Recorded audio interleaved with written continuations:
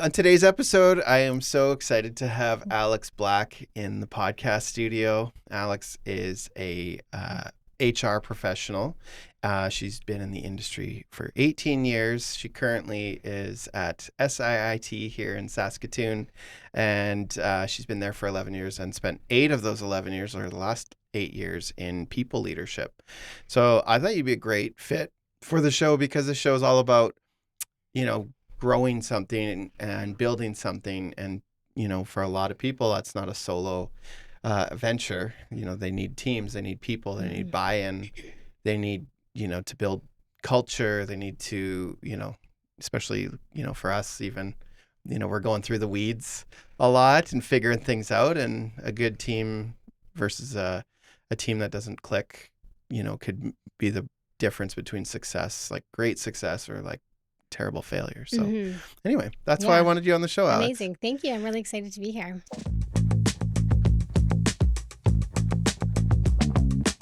I'm going to warm you up a little bit. Okay. So these are some warm-up questions. Okay. I'm going to just get in the quick fire, actually. I kind of want to know how you work. So you work in an office, right? Yep. Yeah, we've got an office. We've got a campus on 4th Avenue. And are you a morning person or night owl, or? I've become a morning person the more that I mature. If I'm being honest, I think I used to be a night person, but now I'm turned into a morning person, and I start my day early with a workout. I have a protein shake, and I feel good, and I go to work. Yeah. Is that ritual like a 5 days a week thing? It's in the winter, it's become a 3 days a week thing. Monday, Wednesday, Friday? Monday, Tuesday, Wednesday. Good for you. Sometimes Thursday, sometimes Saturday. What's your workout of choice? Do you go somewhere? I actually love the home workout because it's so much more accessible to me than going to a gym. I've got a 12-year-old son, so I like to do that when he's getting his breakfast ready. I use an app called Ladder. I don't know if anyone's seen that, but I'm one of those people that get sucked into Instagram ads, and I actually love it. It was just an affordable option. It's weightlifting. I've got the weights at home, so yeah. Fun. Yeah. Today's Wednesday. Does that mean you did it today? No, today I Were you didn't. prepping for the podcast? Today I was focused on making sure I was nourished and I had some food in my system. So love it. Yeah. Love it. Do you work remote ever? Or are you always office? We're pretty much always office. There is the really cool thing about SIT is there is the opportunity for flexibility. We do prioritize work-life balance wherever we can, wherever is reasonable. So if I have to work remote, then I can, especially if there's a snowstorm. But I prefer to be in the office. We've got a really great team of people, so we energize each other. Yeah, we photographed you and your team a couple weeks ago. You did. And then you guys, you brought a lot of energy to the studio, which was pretty cool. They loved it. It was the first time I think our team has ever had headshots. So 1, it was incredibly appreciated. 2, Karen is incredibly talented and the studio is beautiful. So we had so much fun and we're excited to see the end result of it. We've got to see the proofs. We love them. So I saw your order. There's a few photos there. Yeah, That's there's good. quite a few. We selected, I think, 84. And then Karen's like, oh my gosh. I'm like, well, it's because you're so amazing. I can't help it. So then we got it down to 50 some. But there was 10 of us. So that's okay. We have a couple group shots too. I love it. Yeah. Podcast, music while working, silence. Are you a chatty Cathy? Do you like to talk to people in the office? I like to chat. I like a combination of both. I really do appreciate relationship building. And I know we're going to get into that, right? Because that is part of what a healthy team is. So I enjoy the conversations. I enjoy the relationships. We enjoy getting to know each other on a personal level. So I like that. I listen to music when I do drive. We have campuses across the province. So when I get to go to Regina, I like to listen to audiobooks. I'm listening to one by his name escapes me. Simon Lennox, I think his name is. And Sinek? Simon Sinek? Yeah, something like that. Yeah. And so it's which Leaders book? Eat Last. Oh, yeah. Yeah. Do you like it? I'm just started it, and I do. But the premise is so far what I believe in anyways, which is, trust and empathy. This is a foundation of a team, right? So I love Simon Sinek. Yeah. He's great. I think I have that audiobook in my I just started account. it, so I'm excited to get into it. But yeah.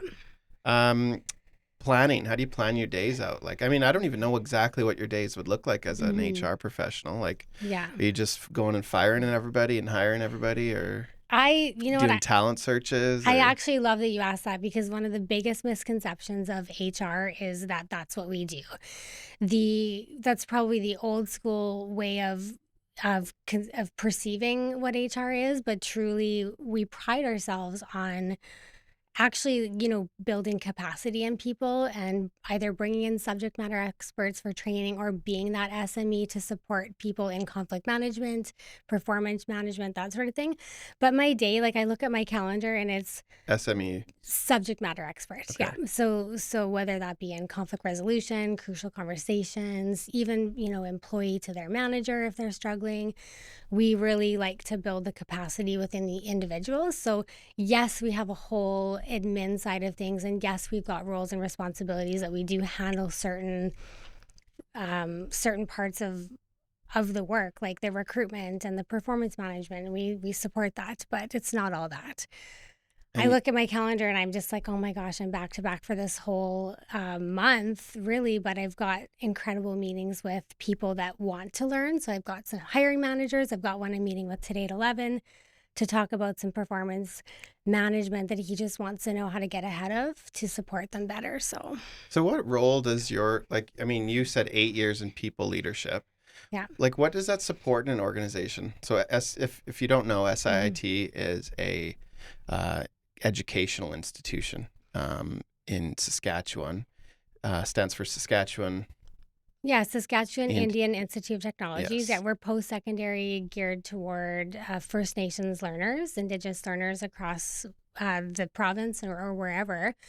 But we do. So you'd have tons in common with universities, colleges. Absolutely. Like Sask Poly would be. Yeah, like absolutely. Your organization structure would probably mirror them almost. In a way, probably, because we're just quite a bit smaller. But yeah.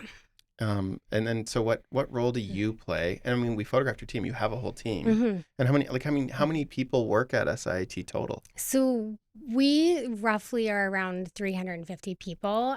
We change a little bit. We fluctuate, I should say, between 300 and 350. We've grown, I think, probably 100 people since I've been there.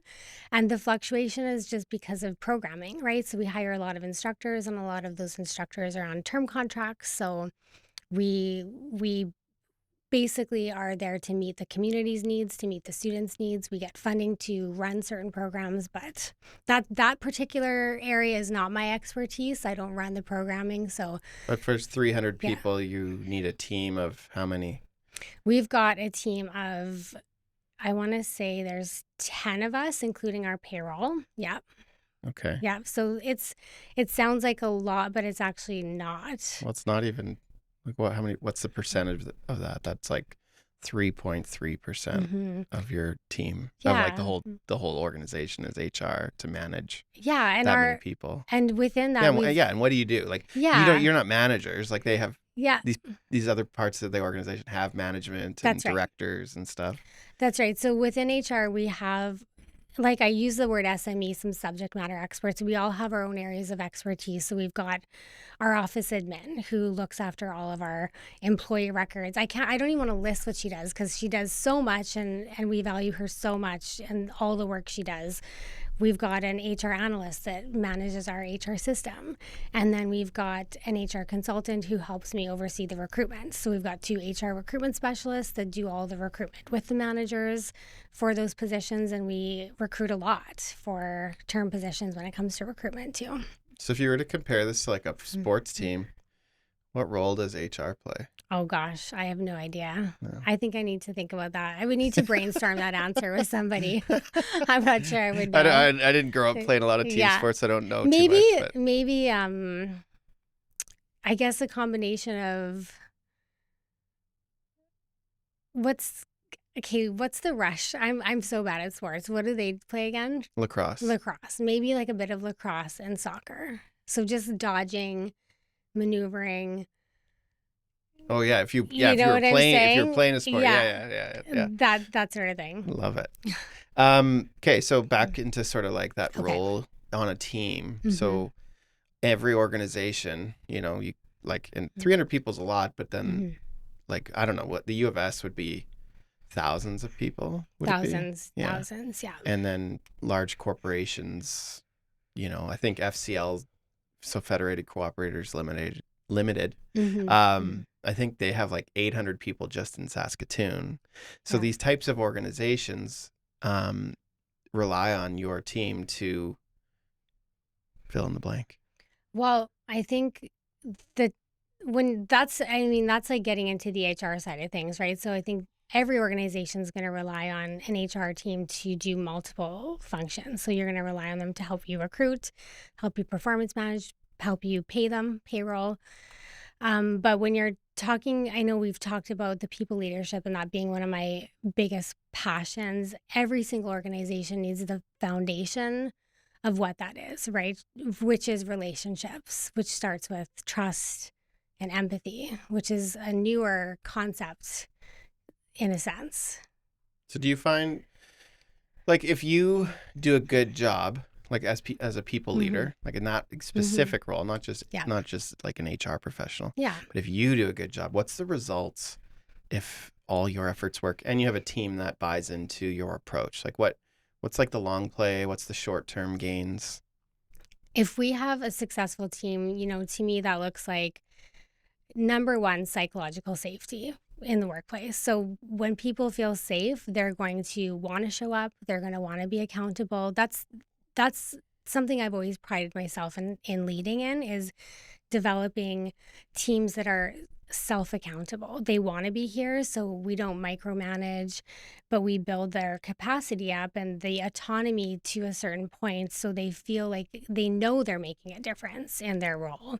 And so that to me is where innovation comes in, when reliability comes in, results are being produced because people are happy and they want to be there. So Do you find, like, do you train and like do like in services, I guess, I don't know, for lack of a better word, with internal leadership people? Like, is yeah, for that like sure. one of your main, like, you're accountable for that, or? Yeah, so absolutely. So part of my role is well, there's a couple of layers to that. Part of my role is to, one, work with managers to help build their capacity. So I've got a couple of really good proteges, for lack of a better word, who have been dedicated going from subject matter experts, so people that know processes really well, to people management, because that's a really big difference when you're moving from A to B and you don't necessarily have the skills that complement B, which is the leadership and the people leadership.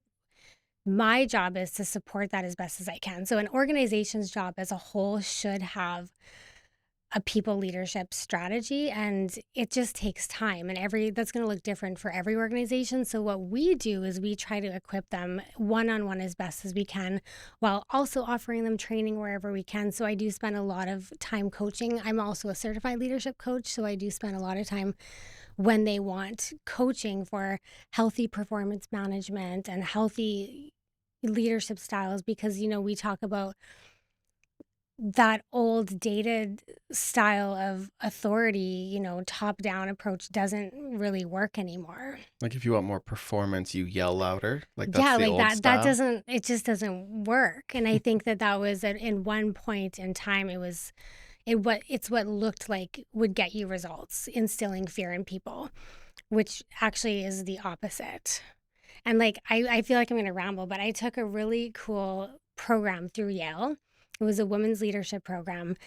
And why I loved this so much and why it resonated is because they talked about qualities that were once undermined in the workplace, that were seen as weak, are now seen as effective ways to be a leader, which were qualities like empathy, trust, and compassion. So bringing those qualities into a workplace as a people leader, and even if you're not a people leader, generally how you show up for people is going to make the culture really healthy.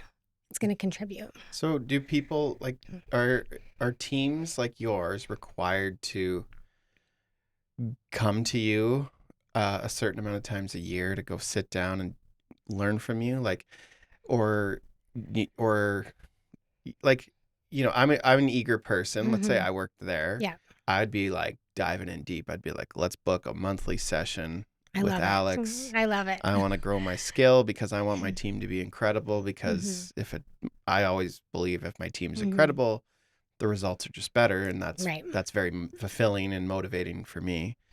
Is that but like you have like let's say you have a prof who's a really great teacher, or even a director. Maybe they're really good at the whatever skill they're teaching. um Maybe they don't come in with that like belief. So how do you get buy-in from these Mm-hmm. people? And That's a I good question. assume also age is different. Like younger probably gets it more.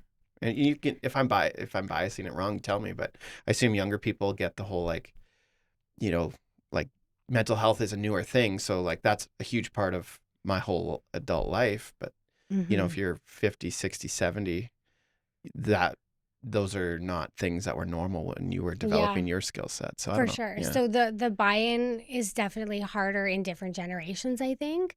I don't even know if it's harder, it's just different.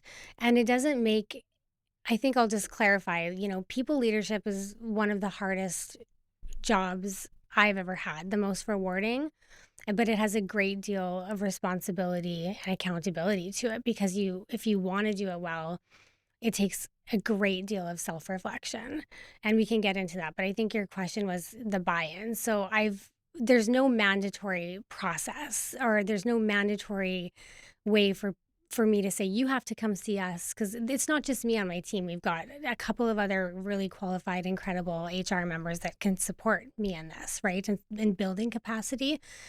So it's more like the drive within. And we do see a few of those people booking monthly meetings with us. We wouldn't have time for everybody, which is sad because we're just so busy, but we are consistently strategizing on how can we do more. So should we build more of an orientation, and should we build more manuals for people to read? But I think at the end of the day, the buy-in comes in to building relationships with people, building trust through getting to know people. So me making an effort to let people know, hey, I'm here for you. You're not alone.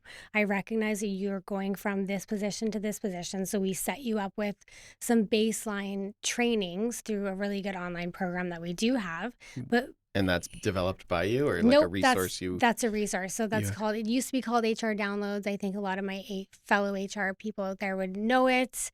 Now called Citation Canada. So they've got a really great bank of online resources to use, but online resources can only go so far. The online training can only go so far. So when you have those relationships and that trust you're building within the organization, I think that's honestly how the buy-in comes in. But yeah, you see it different across generations for sure. I'm not a generational expert, but it's yeah. different. Well, Yeah. but you probably have a spidey sense about it, and Yeah. probably that doesn't even mean everything anyway, because like wisdom comes like like Mm-hmm. people, like if it's just good practice, people who are good at Yeah. people just do those things automatically. They didn't need Simon Sinek to write a book, or I don't Yeah, know. and people are so complex, right?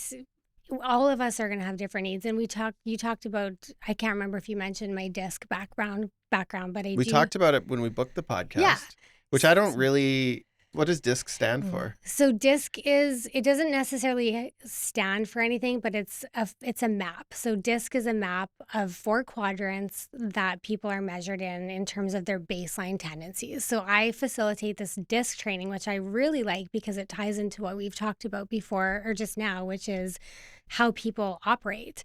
So DISC, D would be is the upper.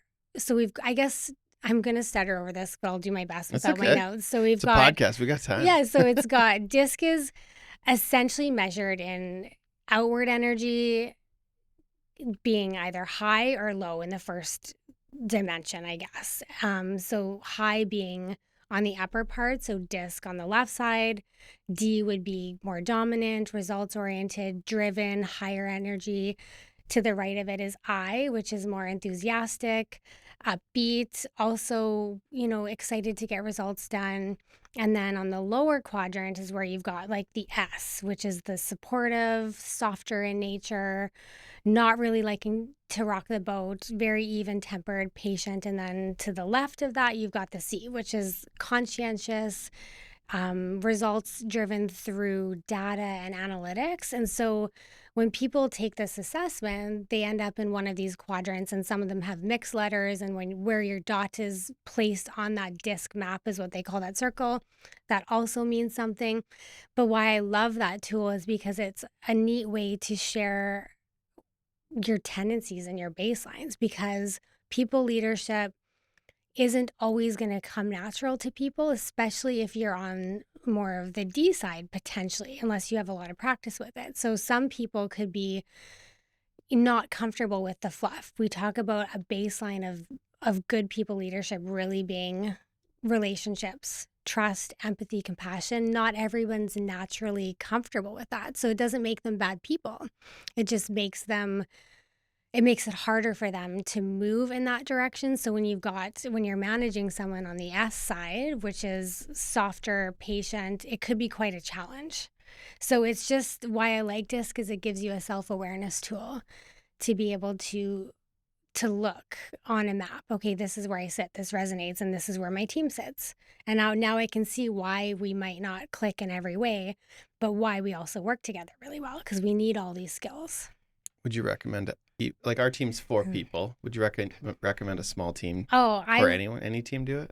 Totally. And I would even consider doing it for you guys. We should do it. Alexis is so you know Alexis, she's on the Greg Ewell Fellowship program within SIT. Yeah. Karen did pictures for her, but she's also the HR analyst that works on my team. So she's amazing, and she's helped me. She co-facilitates in a sense of she's my tech gal, and she sits there with me, so I don't have to worry about the tech and the PowerPoint while I facilitate. So we could definitely look at booking it. The assessments are about $80 each. So And that's through like a licensed it's through platform. the platform that I'm licensed with. Super Yeah. cool. Yeah.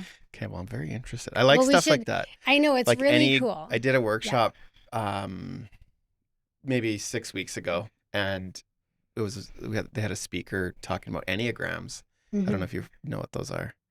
It's like kind of one of those things where it's like you could call it personality typing, but it's like, where do you lean is sort of your main way you interact with the world. So they had some interesting questions, like imagine you're on a tree and you're standing on a branch and the branch breaks. Do you A, immediately reach for another branch, B, call for help, or C, try to plan out your landing? And the way you perceive, and there was a few questions like this, but it was like the way you perceive it is like really shapes on how you interact with everything else. It's so interesting. And those questions are very specific because it kind of speaks to like, I'm not even an expert in it, but it was like, it was the lady who did it actually specializes in working with prison inmates to kind of help them see their patterns and stuff. So she's done it for like 16 years. And I was like, oh my goodness. Very cool. This is cool. So anyway, that I like I think Myers-Briggs. I find that one interesting. Yeah, I haven't done Myers-Briggs for a while, but DISC is the one that I know and I was trained in. Do you know who Matthew Say is with Morris Interactive? I know the company. Yeah, so he's the one so we met him through work with SIT, and he's a great guy too. And he said, you should really take DISC. I think you'd be great at it. And I really appreciated him for seeing that quality in me. So I've been obsessed with it ever since. So that's who I get the DISC assessments through, is I work with his team, and I do it for SIT teams internally. That's so cool. Yeah. Yeah, I like those kind of tools. I find it's like, you were saying humans are complex, and I find that, like I have a wife and 3 children, and those are like my spousal relationship's probably my most challenging, because it's so intimate, because you've kind of gone all in with each other.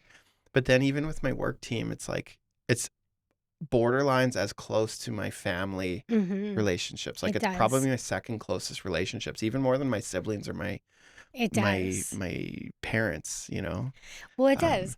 And, that's why, Matt, it's so important that workplace culture is healthy and that people feel safe. well, then the other thing too is like we're a team, but I'm a Mm-hmm. boss, so it's like I have to be conscious of those biases I have, and then even my expectations of like I own the company. I'm going to value it more than just like it's just the truth. I will Yep, value it more than that's fair. any team member I have. Yeah, that's And that's fair. just how it Yeah, works in any organization. And that's not a bad thing, yeah. but it's just like I found for me that if I expect someone to love, nurture, care for the company as much as I do, that's unreasonable. And if it's an unreasonable expectation I put on them, I'm going to set them up for failure because they're not going to be able to show up that way. And it's this mismatch of Mm-hmm. expectations. And I mean, you could probably speak to this, but then just making sure. I would say having a team, but as a leader is very similar to parenting. It's like Mm-hmm. you you're guiding, you're setting a lot of the rules. You know, you want to make safety so people can speak. I mean, you could probably speak to this, but it's very important to me for that my team Yeah, feels like safe enough to say a confrontation. yeah. Um, you know, you said Karen, you and I both know Karen pretty well now. I know her Mm-hmm. from working Yeah, together. yeah. She's so kind, so a personality like hers. If something wasn't going wrong, for her to speak up about it would be Would be your hope. probably challenging. Mm-hmm. Because she wouldn't want to hurt my feelings, right? Mm-hmm. And so it's like, so Yeah. as a leader, I feel like I have to read between the lines. It- Also, keep those expectations reasonable. You know, and she's probably got a personality like many people. Like my wife actually has a similar personality where if something was asked of her, she wouldn't want to say no, but mm-hmm. then that might put a lot of pressure on her, or Mm-hmm. you know, And who build up, right? yeah, or The could build cause up. Mm-hmm. resentment, Yeah. or like or even just like feeling like you're not doing a good job, or Mm-hmm. whatever it is. But There's a few things I have, like a few thoughts that I have in that. And one, again, I want to acknowledge to anyone that is a people leader, it's incredibly difficult. So give yourself grace because it really requires conscious awareness to which it sounds like you have to want to be able to bring balance, right? So what I and mean, I've messed up, we all do like that. We all do. We learn. There was times where I thought I was the greatest leader, and and it turns out one team member I've had like didn't think so, and I was like, how is that possible? Because you're like because he tells my me. heart. Well, at that point, that person had told me, and was a while ago, and it's obviously no longer. It's no longer. He's no Relevant. longer with us or Yeah, relevant anymore. But it was important to me because there was no communication to me and there was communication to the rest of the team, and it's really difficult. So I reflect on what did I do, and in that moment I was like, I thought that me giving so much flexibility and autonomy was a great thing, where in fact this person I think needed more of me and a little bit more micromanaging. So it was a really, interesting. yeah, and it was a really cool lesson for me to learn at the end on what I need to do to make sure I'm communicating and asking what their needs are better rather than assuming. So, So so that we're totally off script here, but that that's raises okay. a good Hmm. question for me. Is like, how do you know?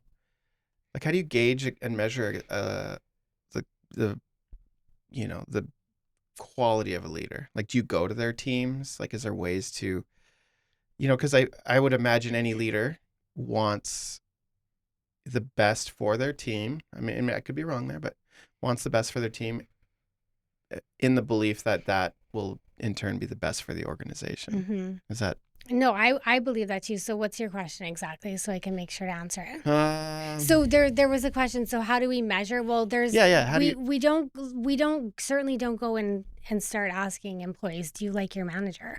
That's not the way you do it. So we've got overarching ways that are would that be a bad encompassing. question to ask though? I don't think it would be a healthy approach. I think the first way would be to measure it as a whole with employee survey data, right? To use data where it's anonymous. I think the coaching, I'm the HR of my company, yeah, which is I probably think terrible. no, As the it's boss. not terrible. Okay. It's not terrible. That's the reality of a lot of smaller organizations. And so I think that's the whole key here, is that as a people leader, one, it's difficult. Two, it requires an incredible amount of emotional intelligence, self-awareness, and the ability to want to get the feedback and not get defensive. And we all get defensive. Even I sometimes can find myself, well, I thought I was like, what? And in that moment that I talked about, I thought that I was, how could that be? And then I'm like, okay, well, let's take a look at my inner self here. So I don't know if, even my supervisor could tell me as much as I could tell myself in terms of feedback, if you know what I mean. So that's why DISC is really cool, is that self-awareness map. Emotional intelligence we've talked about, like, it's a really key part of building healthy teams. And I think how the manager knows if they're good is they have to build the relationships in such a strong way that they can get the feedback from the people themselves, their team members themselves. What do you see as patterns in high performing teams? So this is kind of like interactual questions, but I think this is a good segue. Yeah. Because like, let's say you want the great team, Mm-hmm. getting it isn't, you don't go to elementary school or high school, or maybe Mm-hmm. you don't really learn some of these things from your family even. I mean, heck, I probably learned a ton of terrible traits from my parents just because they don't know any Didn't we better, all? right? Are we baby boomer children? Like, we're Yeah. the children of baby My boomers? parents are mid 60s, My mom yeah. won't listen to this, Or late so that's 60s. okay. Yeah. What's your mom's name? My mom's name is Wendy. Wendy, we love you. Yeah, we Okay. love you, Wendy. She is an amazing human. Okay, now but- throw her under the bus. No. I'm just kidding. So the patterns in high performing teams. So I'm going to list some key points, but then I'm going to get to a thought that I have. So, I've said it, psychological safety. People have to feel safe to speak up, and that takes a lot of grit when it comes to building that respect within, right? And that trust. Mutual accountability is another pattern. So the team's going to hold itself to the standards because they want to be there, because they feel rewarded, they feel appreciated, they feel valued. Healthy conflict and communication issues.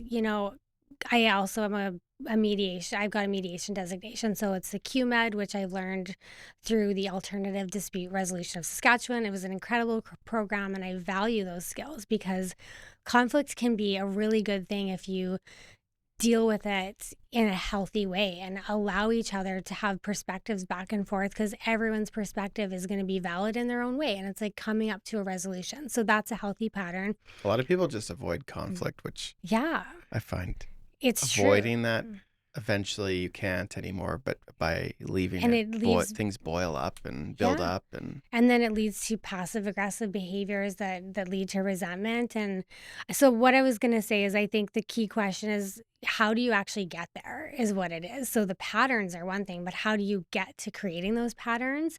And I've said it from the beginning, it starts with building trust through relationships, through compassion, through empathy, learning that the people that you have on your team are mothers, their daughters, their fathers, their husbands, they go through their own thing, and respecting that they also have a life outside of this, and genuinely caring about that, what that looks like, is a starting point. so this could happen with just like little interactions, like, whoever's here first. Like, I don't always get to the studio first, but if I'm here Yeah. first, when people walk in, it's like, hey guys, or It- on a Monday, it's like talking about the Yeah. weekend. Builds over time. It's not something that happens overnight. So like taking the time to make time for those as a team, like, Taking the time to get to know your team, to let them know that it's okay to come to you if they have a concern. So do you ever go to your team and say, how are you doing today? Sometimes it's that simple, like, how are you feeling? Or if you're noticing that someone's off, like, are you okay? Like, is everything okay? And getting to a place where they feel comfortable. If something's not okay, they can say, hey, you know what, Matt, this sort of rubbed me the wrong way. How do you feel about that? And so training each other, and as adults, training yourselves and having the emotional intelligence to be able to have those conversations with each other. We talked about, you probably don't remember this because we talked about this when we met a few weeks ago, but you talk about huge organizations that have, where do you even get ahead of the massive ones with thousands of employees? where Like culture government. where culture is Yeah. ingrained and processes are there and everything's so black and white. But yes, like leadership absolutely sets the tone, but also so do the people, and it's Yeah. also the people's I remember talking about responsibility. that. Yeah, it is the Well, people's responsibility too, and how you're going to show up yeah. And I for each think other. I gave an example. I won't say who it was or what organization, but the Mm-hmm. example was a person not being able to just talk to their peer about how they felt they weren't performing. And Mm-hmm. so basically on this team, I was talking about, there's a team of 6 people, Mm-hmm. and one of them just kind of dilly-dallied all day and Mm-hmm. didn't show up for the team. And then, but the person, this is someone I know personally, but Mm-hmm. they didn't have the courage to go and confront Mm-hmm. the other person on the team Mm-hmm. and call them out on it. And then it went to the manager because, which just escalates it right off the bat, which already I feel like that's almost, I don't know, Mm-hmm. if I was on a team like that, I would, and someone didn't like something, I would want them to call me out on it.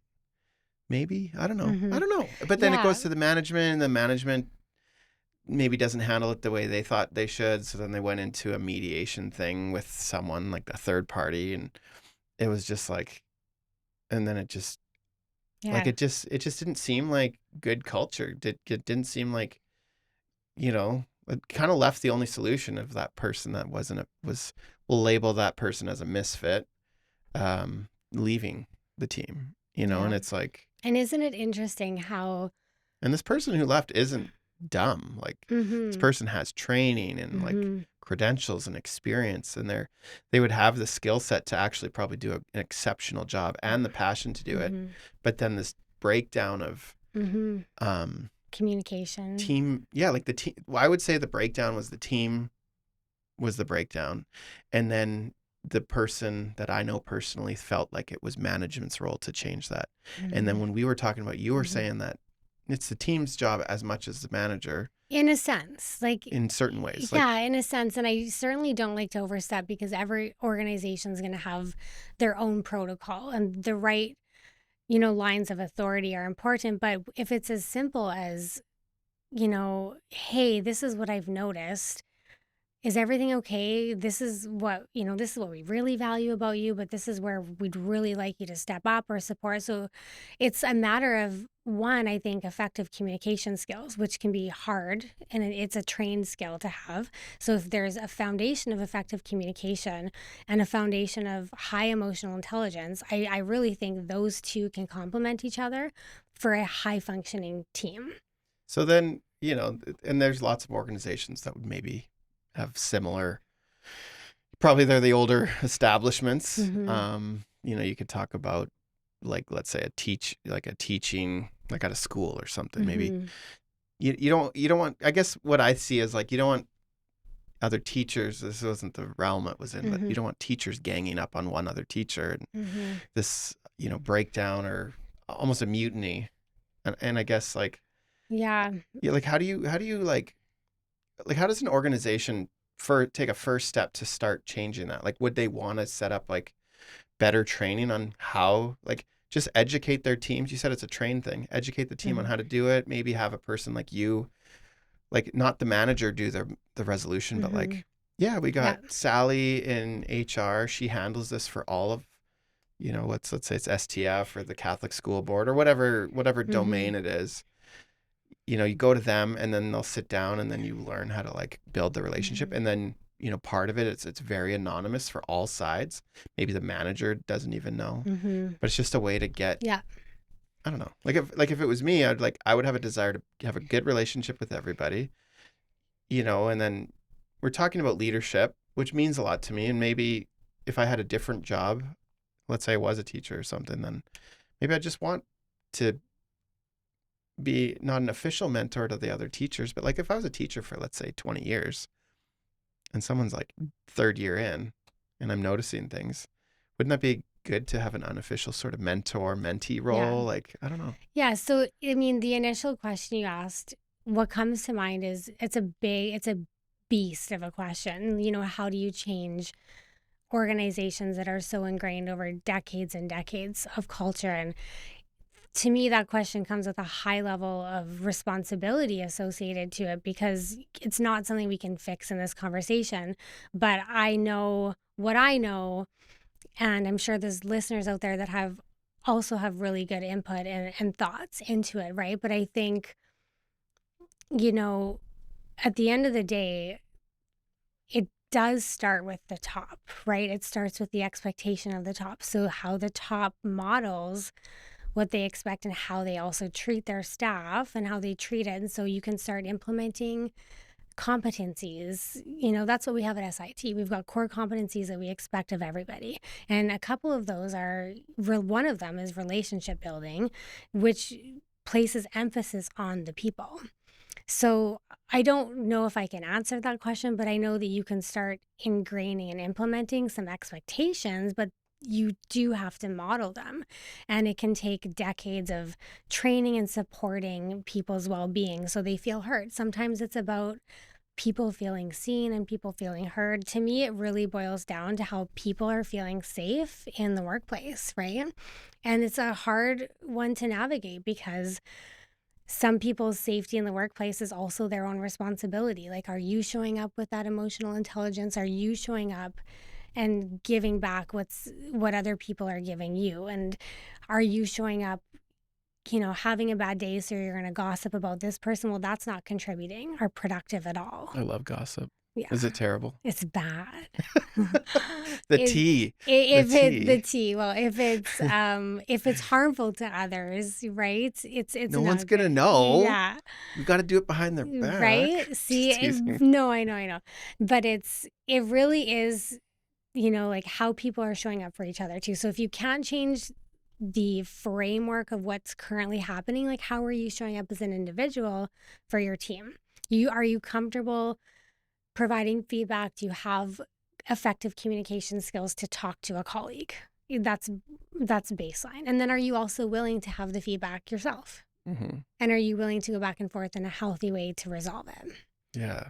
And you said it already, like humans are complex. Like probably some of these, like that scenario I mentioned, there's probably some withdrawal from feeling like you're out of the loop. So like the behavior that maybe people are commenting on that's not even why they're doing it. They're just doing it because maybe they didn't feel like one of the team. Yeah. And once that happens, now we're getting breakdown in the culture, breakdown in the team. You're absolutely right. And so we're noticing the symptom, but the cause is something else, and it happened probably months, years earlier. Or it could be in their personal life too. Even people that pride themselves, like myself, on quality leadership and being kind and positive. I also have bad days, right? So, but I do know how I know that I'm doing it well is because, I said to myself, I'm just going to tell you where my baseline thought is. When I was given the opportunity to become a people leader in this role, one, it was an incredible privilege, so I don't take it for granted. And two, I thought, I sure as beep better be healthy myself. Sure as heck better be healthy myself and in a really healthy state if I'm going to be now providing feedback to others. If I'm going to be critiquing or providing feedback and having expectations of others, am I giving them the same respect? Am I showing up the same way that I respect them or expect them to? Mm-hmm. So for me, I hold myself to such a high accountability, almost to a fault where it's almost too much. And I think my boundary that I need to set is I'm not responsible for people's feelings, but I'm responsible to show up the best I can, to help provide feedback, to create a space within our team that is healthy. So having difficult conversations and allowing them to have them with me if we need to, which we do. I'm going to skip a question, but what old leadership beliefs no longer work? We've sort of talked a little bit about that, but I think people should be grateful they have a job. That was a really old one, right? That it's not like that anymore.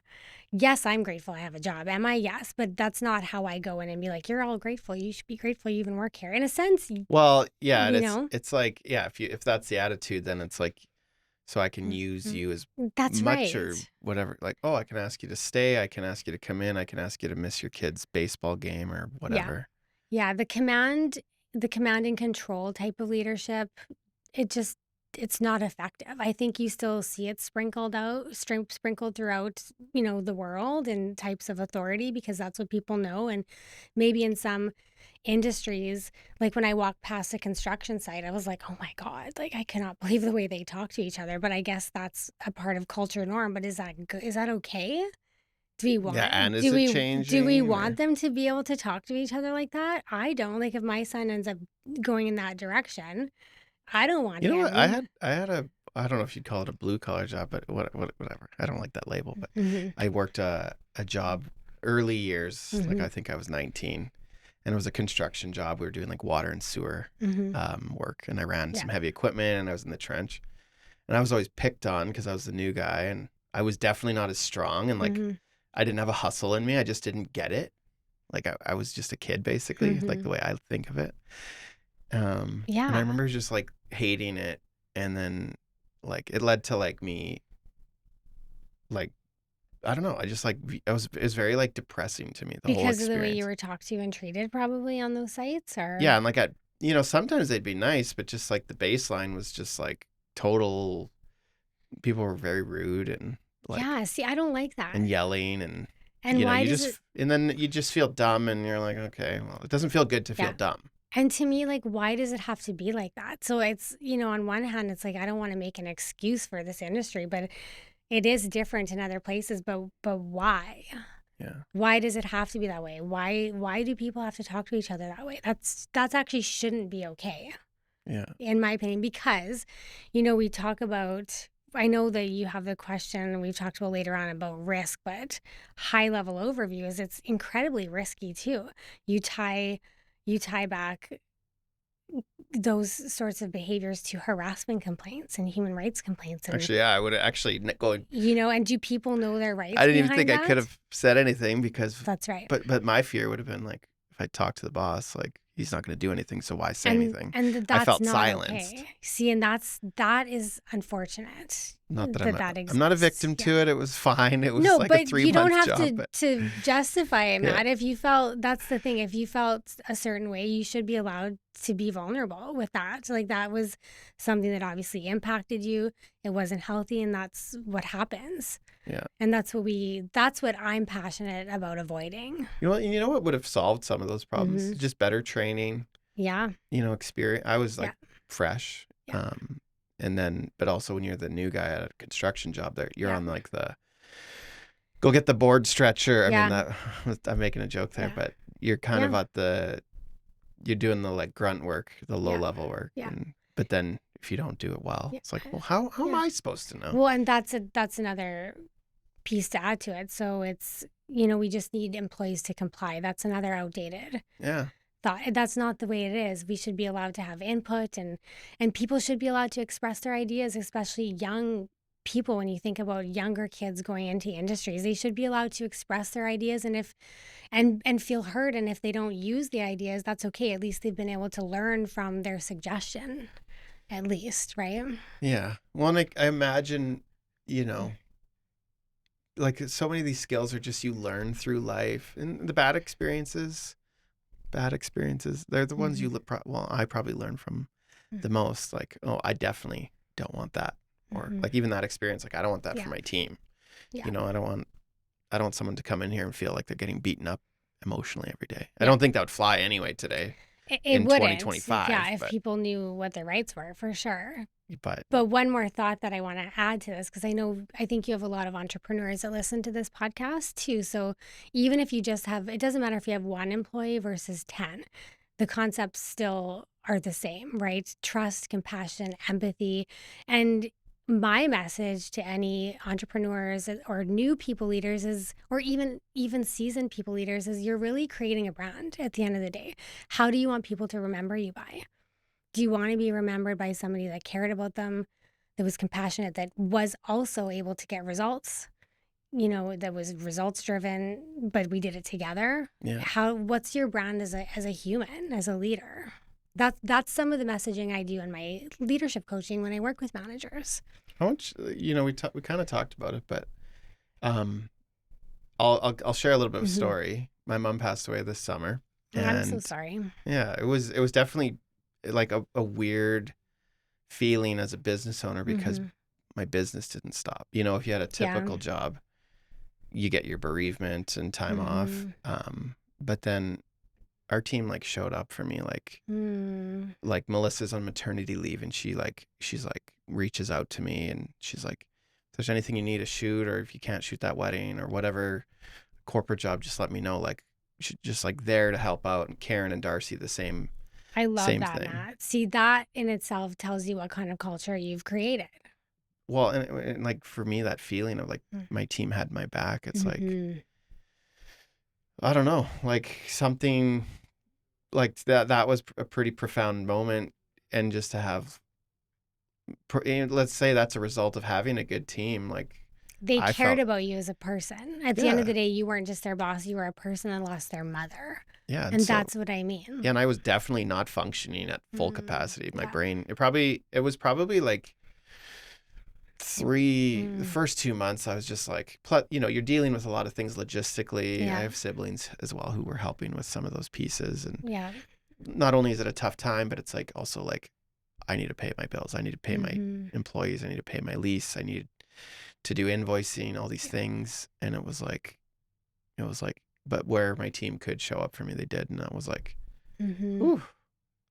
And Like, what a feeling to be treated like a human, right? At the yeah, end of the day.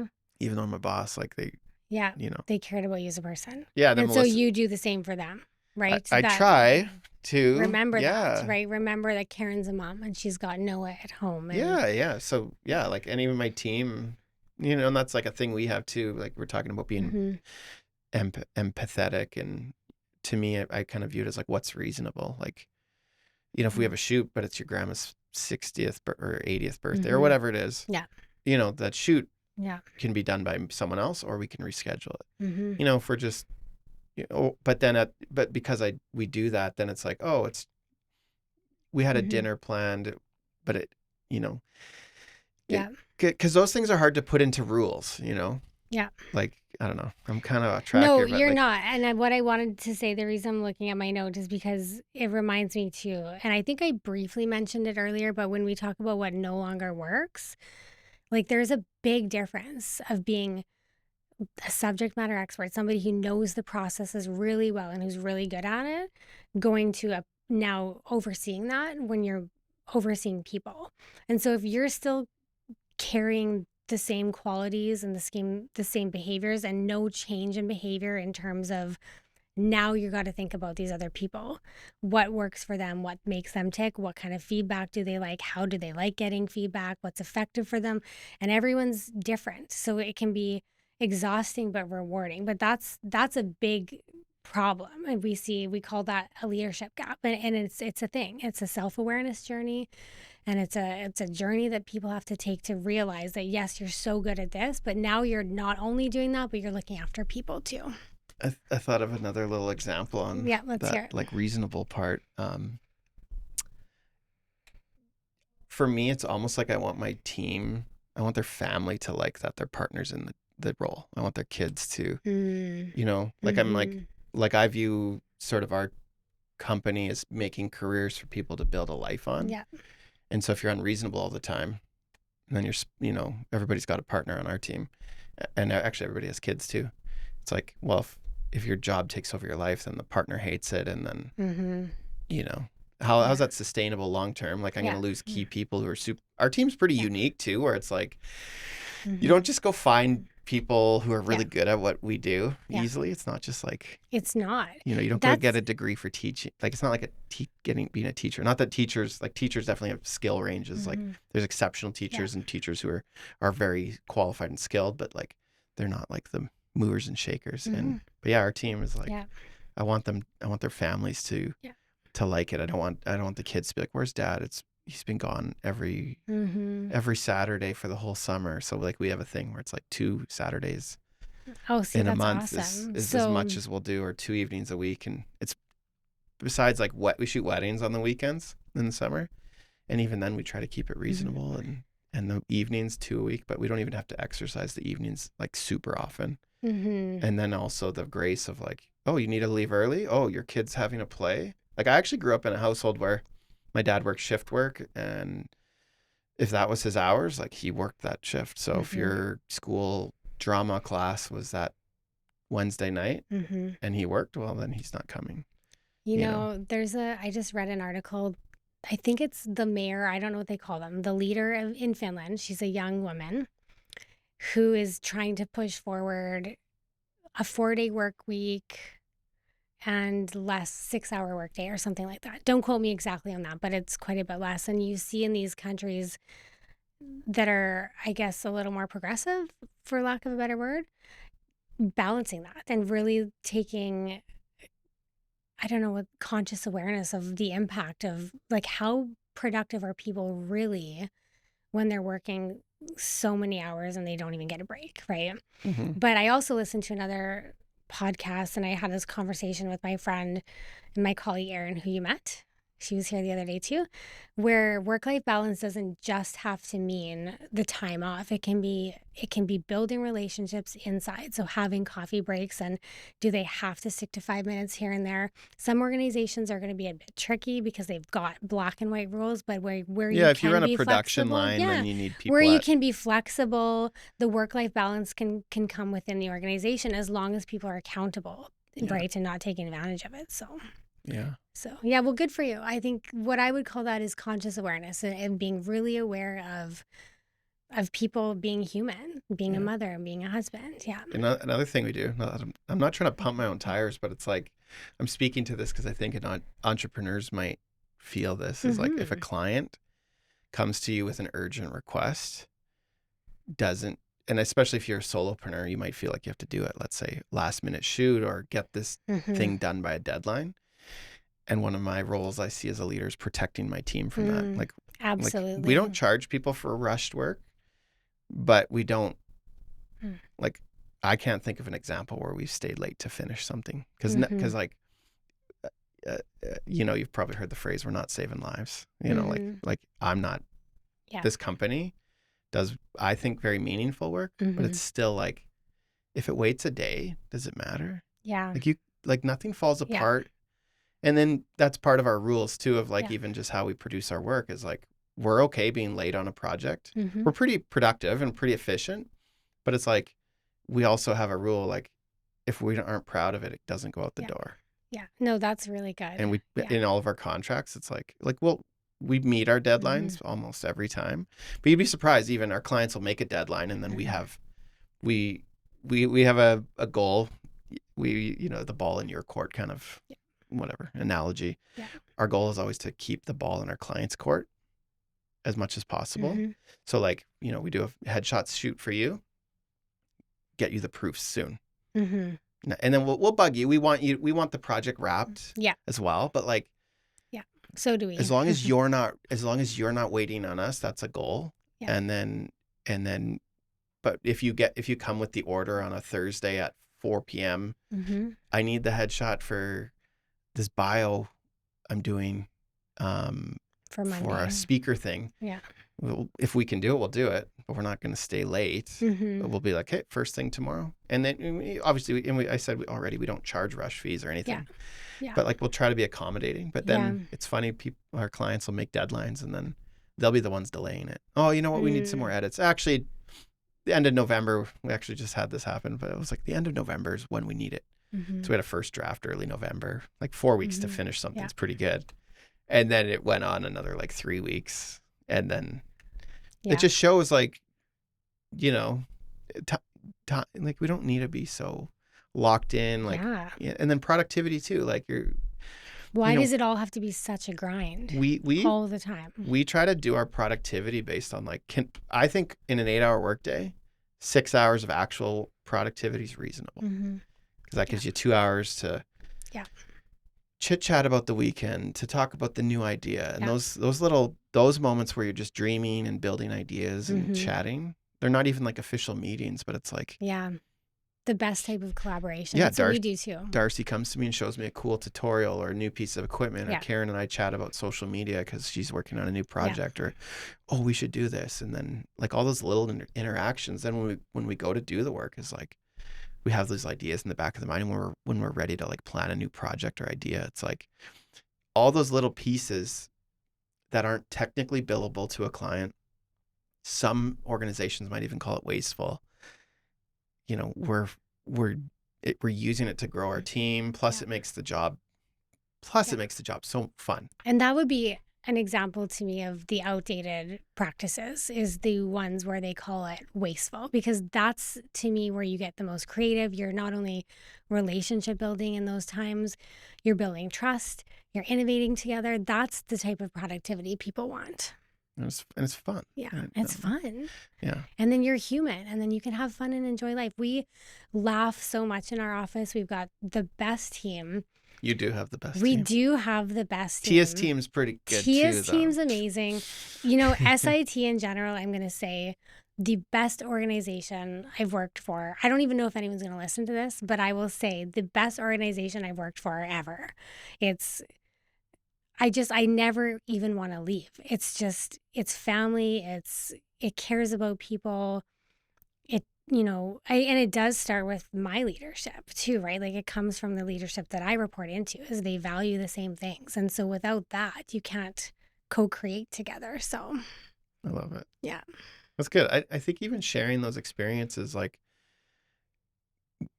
you know, if I was a new or prospective, you know, let's say I'm even in the industry to work at a place like SIIT, hearing a person like you talk like that frames, you were talking about the brand, where that's your like personal brand. Your personal brand, Yeah. but it also shapes the employment side of SIIT of like, It does. it's yeah. great. I think people really want to do meaningful, good work. Yeah.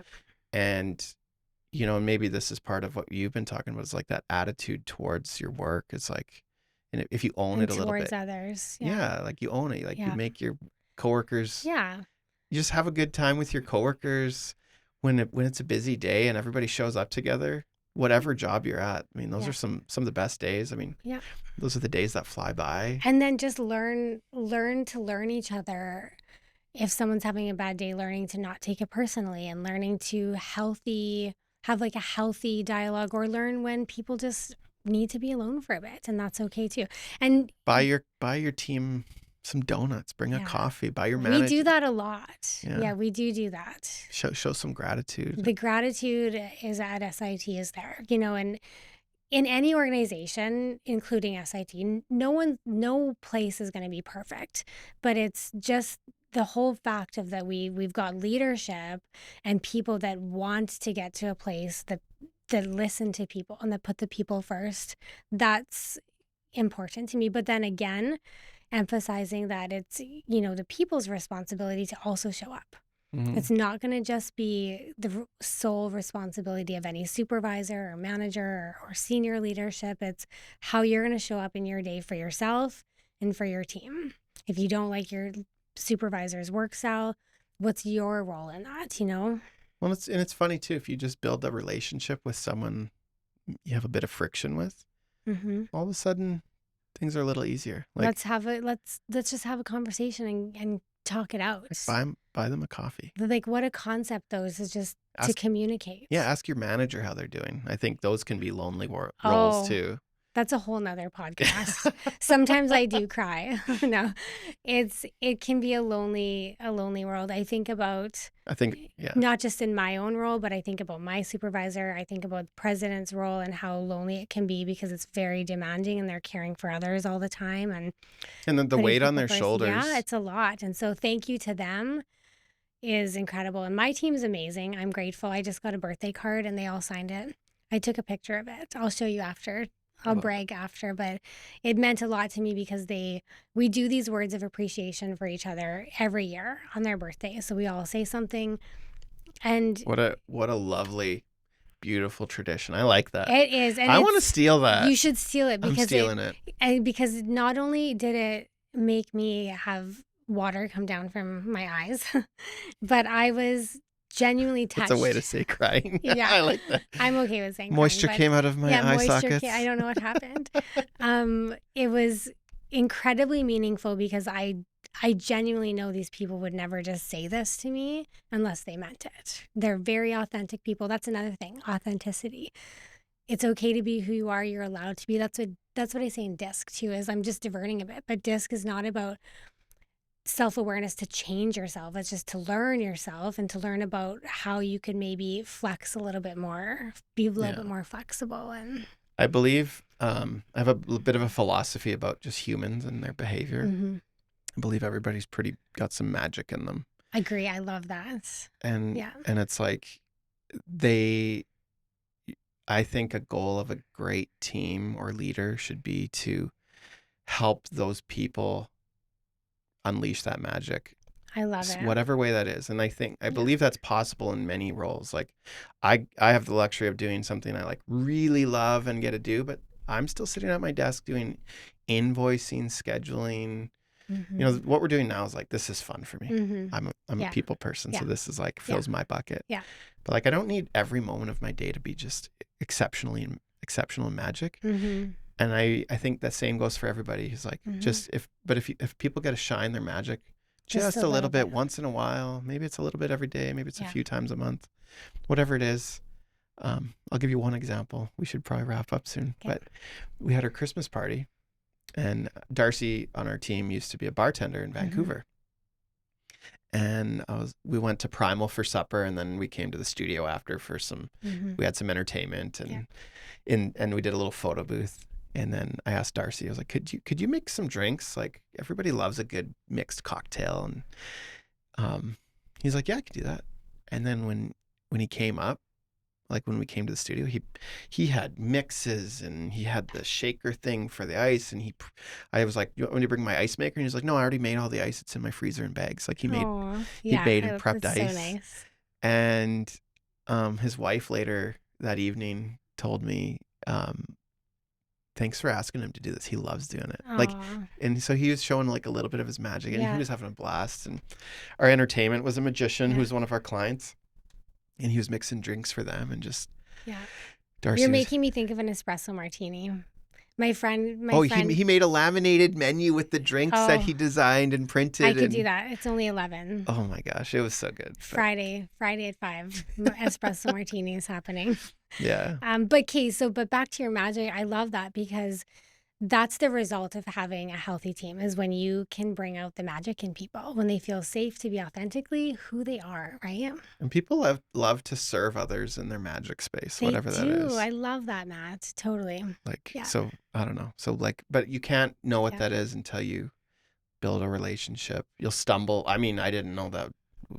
I had no idea Darcy's wife would be like, and Darcy edits the podcast, but I don't know if he'll listen to this part. Yeah. But, like I had no idea his wife would be like, he loved doing that. Like to me, he was doing that as a gift to me, but as much as a gift to me, he was like, because for me, it was like, I really want my team to feel spoiled and special. And that was kind of my goal as an employer. I love, like, one of my love languages is like, people tend to love others the way they like to be loved. And for me, it was like making it a great time, great food, great entertainment, just have a good time. Awesome. But then also, we love that too. Darcy being able to do his thing, like, I think he enjoyed it as much as I did. Cool. And then it's, him seeing everybody smiling when they had the drink, asking for everybody tried. He made 4 drinks on the menu, and everybody was trying to try them all. I love that. Good, that's so cool. Did you get his feedback after? Did you ask how he felt about that night? He's a pretty introverted guy, but you could tell he was having a good time. Oh, good. Okay. He's like, it's good. That's awesome. If Darcy says it's fine or good, it's good. that means it's good. Yeah. Yeah. But anyway. Perfect. There's a few things we didn't talk about, but I think I looked over the question. I think honestly we kind of talked through most of it. Yeah. Did I miss anything? Did you want to leave anybody with some thoughts, ideas, anything? I don't think so. I think I was able to say a couple of my big points. Again, reiterating, like, this topic is a huge responsibility. So I don't like to pretend that I know it all. I've only been in people leadership for 8 years, so it's been an incredible opportunity for me to know what I know and for me to know what works. And I'm grateful to be able to share I'm always open to listeners' thoughts and what they have and feedback too. But it was fun. And again, like my last messaging I said was just remember you're a brand, right? You're creating a brand within yourself. So how do you want to be remembered? By your people. I like that. Yeah. Well, thanks so much for being here. Really great to chat. I don't know if you can tell, but I like these kind of conversations. Yeah, I know. It was fun. It's my first time doing anything like this, so I appreciate the safe space, and it's warm and pretty. This room gets a little cozy, but I think I like it It's warm just in a a bit nice cozy. way. It's pretty. Yeah. Yeah. So thanks for being here. You have a ton of wisdom. I really appreciate it. Oh, thank you. If anyone wants to connect with you, Alex, I'm gonna tell them to find you on LinkedIn. Yeah. Alex absolutely. Black. You'll know if it's the right profile if you see SIIT on her job history there. And so thank you. Awesome. Great. Thank you, Matt. I appreciate it.